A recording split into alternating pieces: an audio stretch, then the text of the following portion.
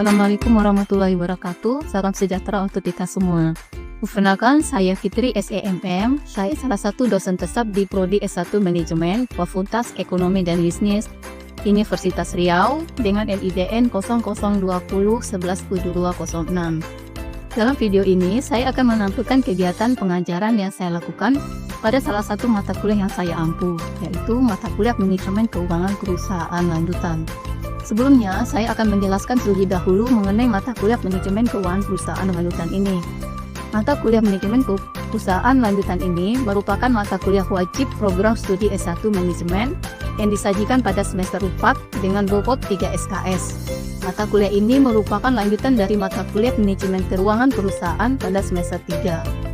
Perkuliahan ini dilaksanakan secara tatap muka sebanyak 16 kali pertemuan, yang mana 2 diantaranya adalah UTS dan UAS, dan 14 kali pertemuan pembelajaran dalam kelas.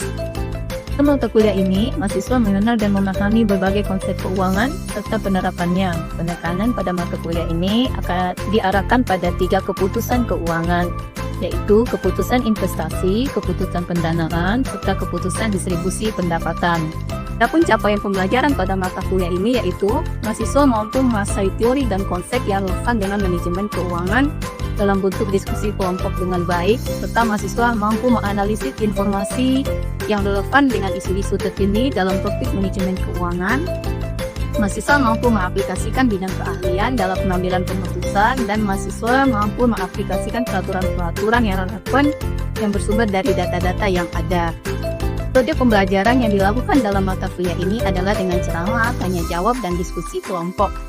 Komponen penilaian dalam mata kuliah ini ada 5, yaitu kinerja individu atau partisipasi aktif dari mahasiswa adalah 15%, UTS 15%, kinerja tim 40%, presensi 10%, dan terakhir ujian akhir semester 20%. Sementara materi yang disajikan dalam mata kuliah ini adalah yang pertama capital budgeting, struktur keuangan, struktur modal, leverage operasional dan keuangan, biaya modal, teori dan kebijakan dividen, sumber pendanaan jangka menengah dan sumber pendanaan jangka panjang, instrumen derivatif, merger dan akuisisi, restrukturisasi dan kebangkrutan, terakhir manajemen keuangan internasional. Itulah gambaran dari pembelajaran mata kuliah manajemen keuangan perusahaan ini. Selamat pagi semuanya. Assalamualaikum warahmatullahi wabarakatuh. Waalaikumsalam warahmatullahi wabarakatuh. Bagaimana keadaan sekarang? Sehat? Sehat. Sudah semangat untuk dimulai materi kita? Semangat ya, kan masih pagi ya kan? Sebelum kita mulai pembelajaran, itu sebaiknya kita berdoa dulu. Jadi sebelum berdoa, ibu tanya dulu lah ketua kelasnya. Ketua kelas, bagaimana dengan ini siswa kita? Untuk hari ini hadir semua, Bu. Hadir semua ya, teman-temannya hadir semua di kelas ini. Oke, kita udah hadir semua, alhamdulillah, berarti pada sehat ya, pada sehat semua. Oke, sebelum kita mulai pembelajaran, marilah kita berdoa dulu. Untuk berdoa, ibu minta tolong pada Iif memandu berdoanya. Ya, silakan Iif. Baiklah teman-teman, sebelum kita memulai pelajaran kita pada pagi hari ini, marilah kita berdoa menurut agama dan kepercayaan masing-masing. Berdoa dulu.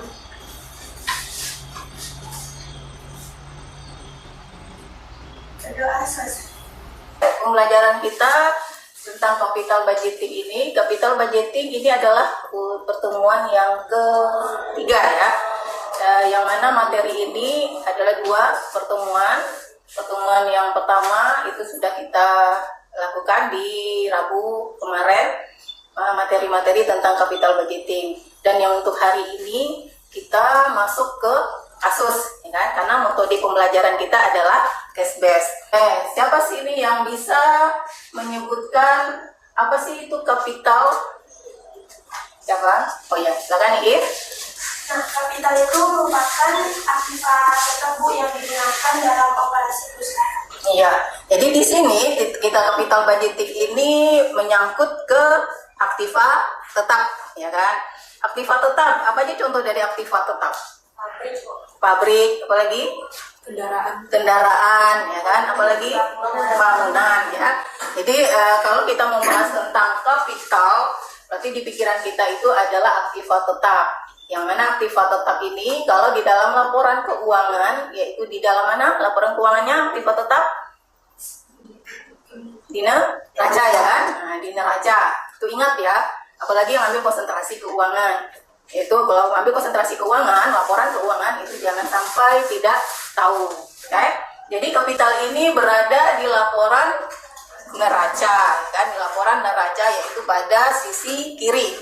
Itu pada aktiva tetap. Terus ada lagi kata-kata budgeting. Apa sih budgeting itu? Ya, Cynthia.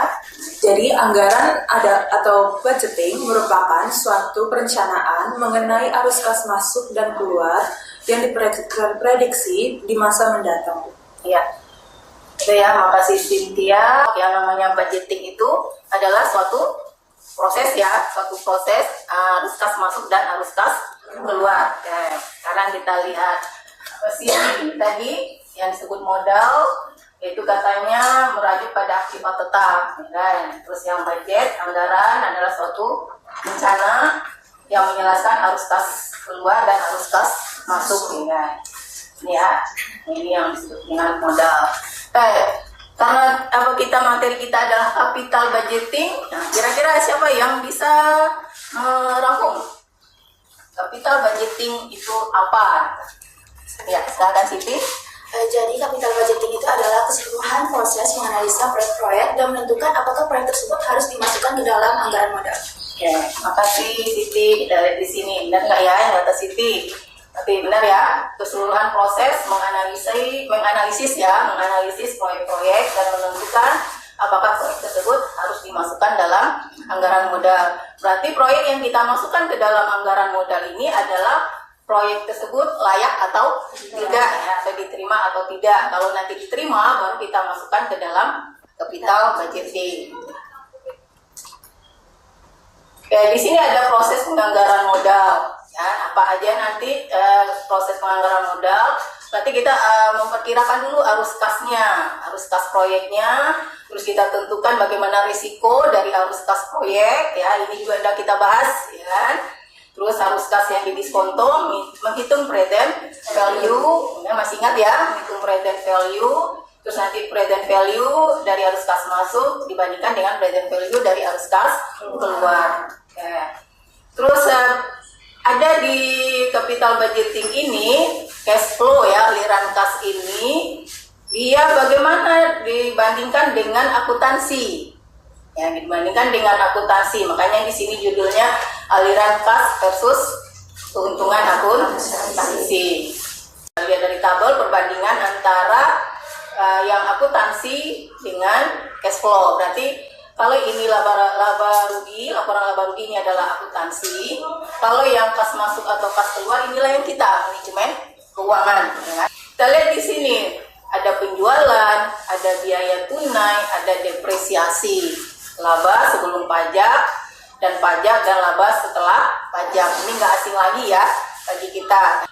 Keuangan itu ada neraca dan ada laba rugi. Oke, kita lihat di sini kalau akuntansi. Ya, akuntansi di sini dari penjualan sampai dengan laba sebelum pajak, ada pajak, itu labanya adalah 18.000. Sementara yang untuk keuangan ada kas masuk, kan, ada kas yang keluar. Ini berarti yang dalam kurung ini adalah kas keluar, depresiasi atau biaya tunai ya, bukan depresiasi, biaya tunai, terus pajak. Nah, di sini hasilnya nampak ya berbeda. Jadi artinya apa? Bahwa nanti ada yang tidak diakui oleh si keuangan, ya kan?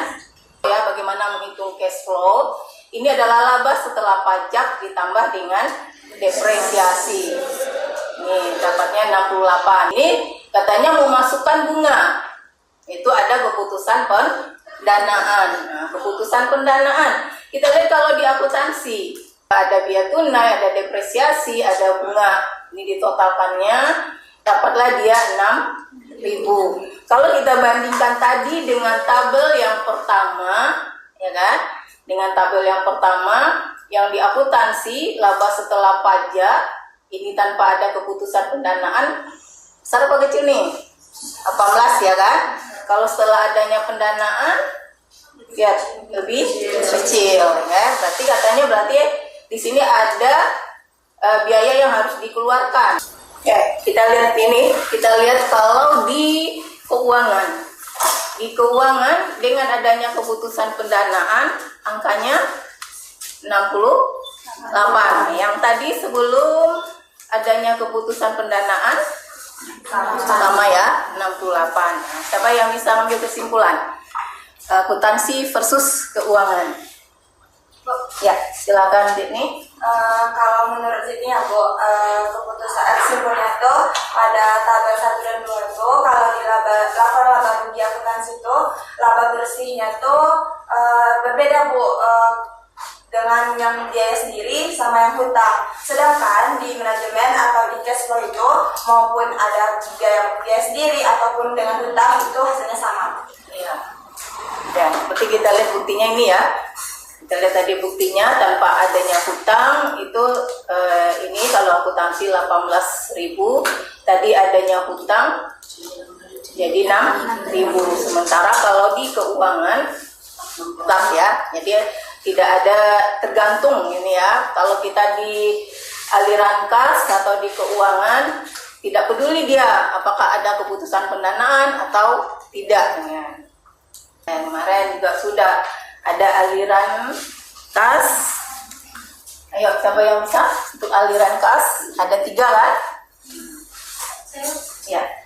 Ada 3 Bu. Yang pertama ada aliran kas awal, yang kedua ada aliran kas operasional, dan yang ketiga ada aliran kas terminal. Iya, ada 3 aliran kas awal, inisial, cash flow, aliran kas operasional cash flow, aliran kas terminal cash flow. Nah, ini kalau aliran kas awal ini terjadi pada awal kegiatan investasi, biasanya diasumsikan pada tahun ke-0. Jadi uang yang kita investasikan atau dana yang kita investasikan di awal itulah yang disebut initial cash flow. Kalau yang kas operasional itu apa pula tuh? Coba Debbie. Kas operasional. Kas operasional biasanya merupakan aliran kas masuk yang diperoleh setelah perusahaan beroperasi. Iya. Jadi di sini kalau di kas operasional udah ada aliran kas masuk. Misalnya kita ada adanya penjualan ya kan. Itu terminal Valen. Apa itu aliran kas terminal? Silakan dibaca. Aliran kas terminal itu alir cash flow yang terjadi pada akhir proyek investasi, Bu. Yang biasanya itu ada 2 item yang terjadi pada akhir proyek, yaitu penjualan nilai residu aktiva tetap dan modal kerja kembali. Iya, jadi ingat nih ya, kalau di terminal cash flow itu nilai residu kembali lagi. Dihitung lagi, terus modal kerja juga dihitung lagi. Kita gambarkan yang jenis aliran kas tadi, misalnya proyek kita itu ada berapa tahun, misalnya 5 tahun ya, misalnya 5 tahun. Yang inisial itu yang mana? Ya, ini adalah inisial IC ya, inisial cash flow. Operasional 2 ke 4. Ini mulai dari tahun 1 sampai ke 5 ini udah operasional. Jadi di sini sudah terjadi ada kas masuk. Misalnya tadi ada penjualan, ini kan udah ada kas masuknya. Terus yang terminal nanti di tahun kelima, di tahun terakhir. Nah, di sini ingat, kalau di tahun terakhir nilai residu dihitung kembali, terus modal kerja. Ya, nah ini ya kalau kita sudah lihat aliran kas itu yang 3 jenis aliran kas. Terus ada metode yang akan kita gunakan untuk menentukan apakah proyek tersebut diterima atau tidak. Ada 5. Siapa nih yang bisa menyebutkan metode? Ya, betul. Metode yang digunakan itu ada 4 Bu. Ada 4 boleh. Yang pertama itu ada BBI atau periode dan discounting playback periode, Bu.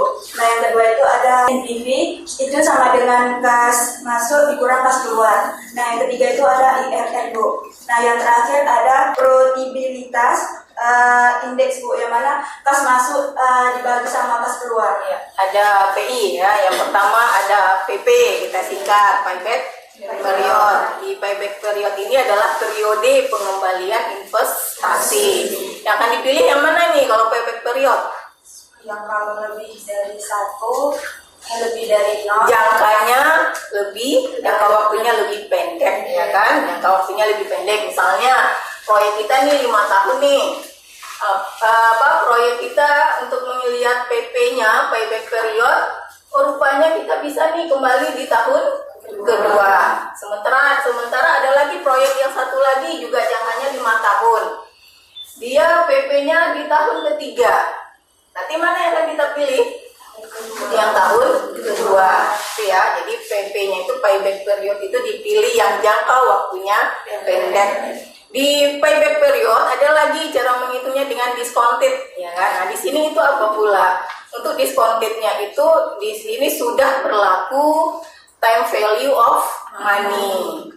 Kita udah bahas ya kan, time value of money di semester berapa? 3. Nah, tidak ada di sini berlaku nilai waktu uang.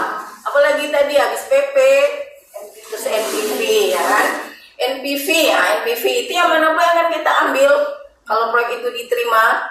Iya, yang nilainya positif ya, nilainya positif. Itu untuk mencari NPV, kas masuk kurang kas keluar. Terus IRR nanti ada, kita coba dengan Excel, ya kan? Terus profitability index ini yang mana kita ambil nanti? Nilainya lebih besar dari 1 ya, nilainya lebih besar dari 1 seperti disebutkan Butet tadi. Mencari profitability index itu kas masuk dibagi kas keluar. Ya. Rasa ini cukup.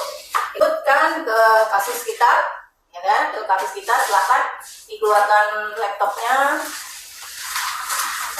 Dan dikirim ke grup soalnya, silakan aja dilihat soalnya di grup. Ya, di sini ada PT Takashimura, katanya dia merencanakan suatu proyek investasi yang diperkirakan akan mengeluarkan dana sebesar 750 juta. Terus dana tersebut 100 juta merupakan modal kerja dan sisanya modal tetap dengan nilai residu diperkirakan sebesar 150 juta dan mempunyai umur ekonomis 5 tahun. Terus ada lagi nih proyeksi penjualannya selama proyeknya adalah tadi 5 tahun ya. 5 tahun, tahun 1 400 juta, tahun 2 450, tahun 3 500, tahun 4 550, tahun 5 600 juta. Oke, struktur biaya pada proyek ini ada biaya variabel 40% dari penjualan. Jadi ingat nanti biaya variabelnya 40% dari penjualan dan ada biaya tunai selain penyusutan sebesar 20 juta ya, sebesar 20 juta, ada pajak 30% dan return yang diharapkan 18%. Jadi return yang diharapkan ini untuk apa nantinya? Kita akan menghitung discounted payback period, kita menghitung NPV ya di sini. Terus yang kok ada pajak, kok ada penjualan, jadi apa langkah awal kita? Makanya dia suruh di sini ya, susunlah cash flow. Ya, dan analisis proyek tersebut layak atau tidak dilanjutkan dengan metode yang tadi ya, PP, discounted PP, NPV, dan PI. Oke, sebelum kita menyusun cash flow, kita harus buat dulu laporan laba rugi. Buka Excel, silakan dibuka Excelnya, silakan dibuat tabel. Ya, kalau sudah masukkan penjualan kita tadi, berapa penjualan tadi? Yang pertama 400 juta. Biaya variabel, katanya tadi biaya variabel adalah 40% dari penjualan. Jangan dicari manual, kita langsung aja masuk ke Excel-nya. Berarti sama dengan 40% dikali shift bintang ya. Mahasiswa ada wajib tahu ini. Disorot tahunnya. Sorot penjualan Oke, enter. Ya. Terus lanjut ke samping ya. Masukkan biaya tetap kita. Biaya tetap sebesar 100 juta. 20.000 Berapa? 20 juta. Oh, 20 juta. Penyusutan. Nah, ingat rumus untuk penyusutan. Rumus penyusutan kalau garis lurus berarti apa rumusnya? Investasi dikurang nilai residu dikurang modal kerja dibagi umur ekonomis. Nah, nih jika ada data-data seperti ini, tapi kalau tidak ada hanya investasi aja berarti investasi dibagi umur ekonomis. Kalau hanya ada juga nilai residu berarti investasi kurang nilai residu bagi umur ekonomis. Nah, kita masukkan angka kita. Investasi berapa? 750 juta kurang 150 juta. 150 juta Kurang 100 juta. kurang 100 juta bagi 5. Dapatnya 100 juta. Kalau kita mau memasukkan ke Excel juga bisa ya. Nanti kita masukkan aja dulu angka kita, data kita di sini investasi 750, terus nilai residu, modal kerja, kurang ya, terus, oke. Nah, gimana penyusutan rumusnya? Sama dengan ini ya kan, udah bisa ya, alhamdulillah udah bisa. Dikurang ini, dikurang ini, ya jangan lupa tanda kurung ya kalau kita buat Excelnya. Dibagi dengan 5. 100. Oke, sorot ke kanan. Karena data kita kan tidak kita masukkan ke masing-masing ini kolom ini, jadi kita buat di sini ada dolar yang di C1 ketik dolar di depannya, yang di D1 ketik dolar di depannya, ketik ini. Nah, terus kita sorot. Kalau tadi kan kalau kita sorot beda ya hasilnya. Nah, lanjut ke total biaya. Total biaya. Bagaimana mencari total biaya? Biaya variabel sampai dengan penyusutan. Ya, biaya variabel sampai dengan penyusutan. Iya, biar jangan dulu ke sini. Di rumus. Ingat, lihat di sini hati-hati di rumusnya DC 3 sampai dengan C6. Sementara data kita cuma dari C2 ya. C4 dari C4. C4 sampai ini N. Nah, sorot sampai ke samping. Sampai masukkan EBT. Berarti EBT kita dapat dari EBT rumusnya penjualan dikurang dengan total biaya. Pajak 30% sama kayak tadi ya, biaya variabel sama dengan 30% dikali EBT. Iya, EBT.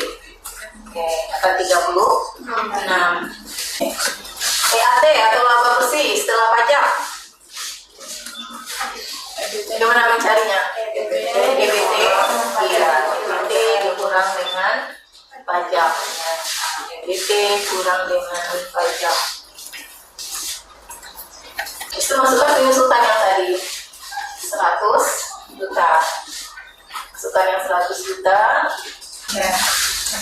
Ya, nilai residu. Ingat ini yang tadi di terminal ya, di terminal berarti di tahun ke-5. Tahun ke-5 masukkanlah nilai residunya. Masukkan modal kerja, masukkan cash flow. Modal kerja dulu sebelum dapat cash flow. Nilai residu modal kerja di 150 dengan 100 juta ya. 50. Menghitung cash flow. Menghitung cash flow, ingat yang tadi yang tabel 1, ya kan? Tabel 1 berarti dari laba bersih ditambah dengan depresiasi.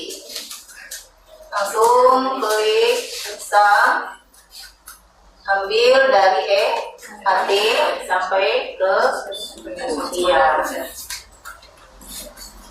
Selesai ya. Nah, sekarang coba cari lagi cash flow ini sudah ada nih, ada aliran kas masuknya dari tahun 1 sampai dengan tahun 5. Cari, tadi kan disuruhnya analisis dengan metode PP, payback period ya, silakan kerjakan PP, payback period. Pindahkan cash flow tahun 0, berarti kita mulai dari tahun 0 adalah investasi. Ya, terus tahun 1, 2, 3 hitung PP-nya. Dari hitung PP-nya adalah 3 tahun. Ya, 3 tahun, 3,55 tahun. Ya. Di sini ada yang diragukan? Ada yang diragukan? Nggak ada. Kalau nggak ada kita lanjut menghitung NPV. Ya, silakan hitung NPV-nya.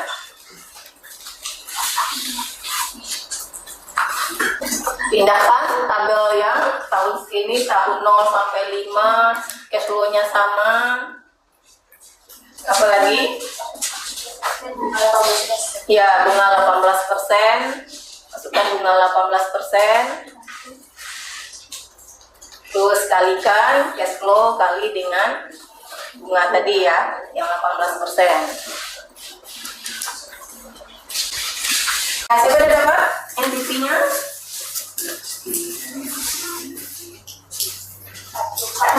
Iya, 44.000. Terus lanjut hitung PI. PI kalau NPV udah kita itu tinggal masukkan aja ya kan. Cash inflow dikurang cash outflow, dapatnya 1,5. Ya, oh ya, soal PI cash inflow dibagi dengan cash outflow ya. Dapatnya berapa? 1. Oke. Nah, sebenarnya nih kalau kita analisis nih dari metode kita gunakan tadi, kira-kira proyek ini bisa nggak dilanjutkan? Bisa ya kan? Nah, proyeknya bisa kita lanjutkan. Dia atau kalau kita lihat dari payback period itu 3 tahun ketiga ya kan. Kalau lihat dari NPV-nya itu bernilai positif karena cash inflow lebih besar dari cash outflow-nya. PI-nya juga lebih besar dari 1. Ada yang mau ditanyakan? Tidak? Kalau tidak ada yang ditanyakan, ya. Mencari IRR-nya gimana? Untuk mencari IRR, Itu ada rumus tersebut. iya kita gunakan Excel ya. Untuk IRR kita gunakan Excel. Nah, ini IRR nanti disorot. Coba praktekkan di laptopnya. Yang udah dikasih rumus minggu yang lalu, udah dikasih kan rumus untuk IRR di laptop. Dapat? Berapa? 20% ya. Dapat 20%.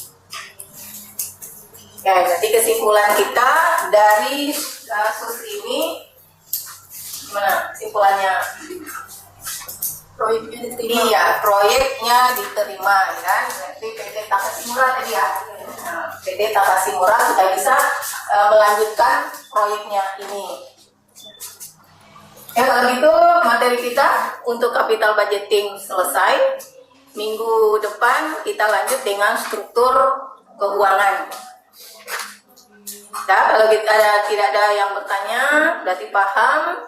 Kita tutup perkuliahan kita atau pembelajaran kita pada hari ini dengan membaca Alhamdulillahirabbil alamin.